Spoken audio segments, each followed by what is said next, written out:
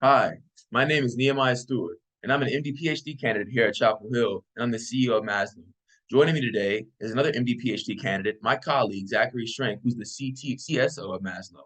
MASLOW is a health tech platform that seeks to conquer a patient's hierarchy of need. Before we begin our discussion, there's a few key terms we understand. First is SDOHs, or social determinants of health. These are the non-medical factors that influence health outcomes like education, housing, etc.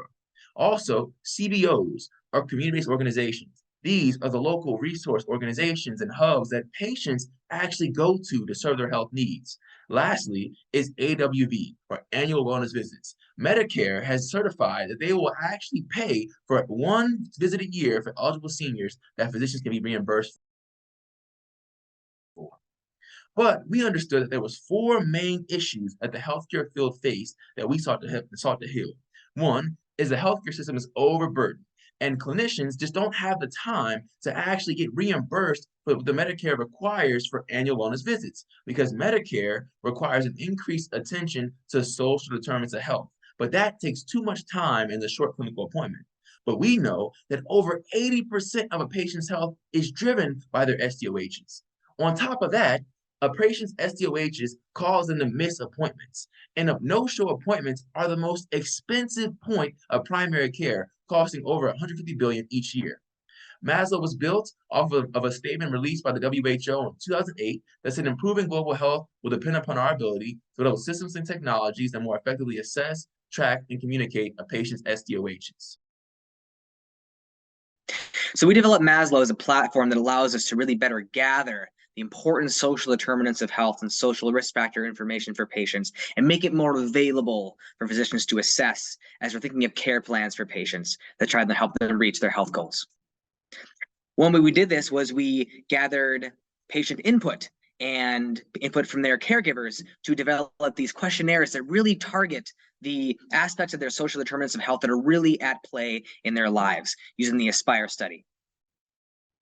We also partner with community-based organizations to help us really meet patients where they're at and have a reach into their lives and let them use MASLOW in a manner that's more in line with their day-to-day life. We also use natural language processing to summarize a patient's free text responses. We believe that free text responses provide a rich amount of data that can help us understand where patients are at, what's going on in their lives, and how that plays into their health. And we can then make this more available to physicians as they create these health plans. We also use MASLOW to highlight these important risk factors in their lives, make them noted by the physician and other caregivers so that they can appropriately address the patient's needs.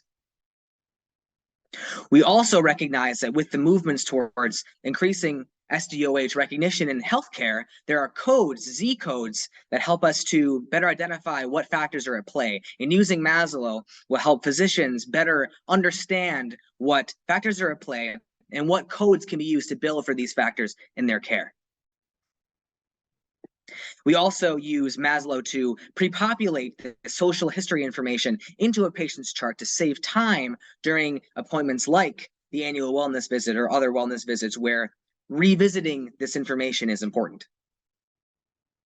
And finally, we also recommend resources to patients using MASLOW that are tailored to their needs and what kind of resources a clinic has available to them uniquely. MASLOW, we see ourselves having the prime opportunity to make an impact in our field, a field that's otherwise inundated with many other tech companies, but because we know that Medicare, Medicaid will exponentially increase that billing that Zach mentioned as in Z codes in 2024.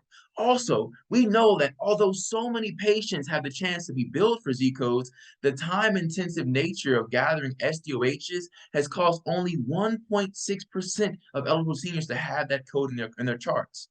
We also know that current NLP techniques, our competitors, you might add, are built heavily, almost solely on clinical language. In fact, as you'll see later on, we are the first platform to be built solely on patient language. We also understand that Medicare has increased how much SDOHs must be addressed in their wellness reimbursements, so now clinicians are losing out on millions of dollars each year. But as an aside, our population, that is seniors, is expected to grow almost exponentially, 7% that is, in the next 5 years, with a majority of government funding being dedicated actually to the social health of these seniors. Our value prop is simple, however. We are the first healthcare NLP that is built entirely from patient language, actually getting at the root cause of what people need. We also have no dependence on that rate limiting step of EMR integration. At the same time, we've shown that we can ease the time and effort that it takes clinicians to collect, address, and most importantly, reimburse for social health concerns. Lastly, as Zach mentioned, we have boots on the ground access and true understanding of our primary need by incorporating with CBOs and getting buy-in. So our financial mechanism is pretty straightforward. Because Medicare reimburses for patient visits one time a year, and we allow or decrease the time that physicians need to actually address this concern, we take 5% of the Medicare annual wellness visit reimbursement as our initial fee. Also, retrospectively, for each patient visit that we prevent from being a no-show at the end of the year, because of our platform, we take 8% of the clinical savings from that cost. On the following slide in the deck that you've been provided, you'll actually see a brief kind of schematic of what our annual returns on investment, or I should say even our revenue streams look like. Our exit strategy is tailored towards understanding that our field is truly has the major barrier to entry is the cost to play. We ourselves seek to exit from from Maslow in 5 to 7 years by being bought out by a powerhouse EMR like Epic. Maslow seeks to expand the scope of already existing patient triage tools like Epic by connecting it and expanding its ability to reach patients by that CBO mechanism and by that outpatient instance. How will we do it? In the first 3 years, we will publish an exorbitant amount of studies that actually show Maslow's efficacy and impact in different formats and ways with our clinical partners. As we perform these studies, we'll use this opportunity to grow our relationships with CBOs, which is extremely important, as we mentioned, because this is how we actually get closer to our end user, which is patients.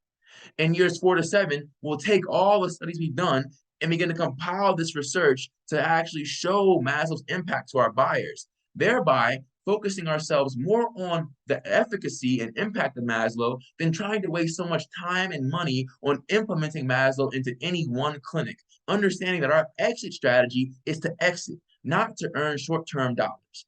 And the last instance is as we continue to scale, we'll begin scaling Maslow out to its new user population, which is substance abuse and depression use cases outside of the elderly population. Once again, my name is Nehemiah Stewart, and thank you for joining up myself and Zachary Schrank to learn more about Maslow. And as you will see in your attached slide deck with more detail, Maslow is truly on the way to make huge impact amongst all individuals and clinics across the nation. And we hope that you'll join us on our journey to really revolutionize healthcare by changing the way that we address patients' social needs and the way that doctors can bill forward.